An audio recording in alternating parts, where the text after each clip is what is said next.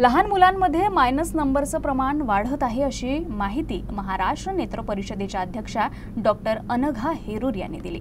महाराष्ट्र नेत्र परिषद यासाठी राज्यभर जनजागृती करणार असल्याची माहिती पत्रकार परिषदेत देण्यात आली। लहान मुलांमध्ये मायनस नंबरचं प्रमाण वाढत आहे। मुलं सध्या टीव्ही व मोबाईल बघत असल्याचा हा विजिबल परिणाम आहे। याकडे पालकांनी लक्ष देणं आवश्यक आहे। मुलं काय झालं हे सांगणार नाही कारण त्यांना काही कळणार नाही, त्यामुळे डोळ्यांची तपासणी करून घेणं आवश्यक आहे, असं आवाहन महाराष्ट्र नेत्र परिषदेच्या अध्यक्षा डॉक्टर अनघा हेरूर यांनी केलं। बुलढाणा येथील डॉक्टर चिंचोले नेत्र रुग्णालय महाराष्ट्र नेत्र परिषदेच्या वतीनं महाराष्ट्र नेत्र परिषदेच्या कार्याची माहिती देण्यासाठी पत्रकारांशी संवाद साधण्यात आला।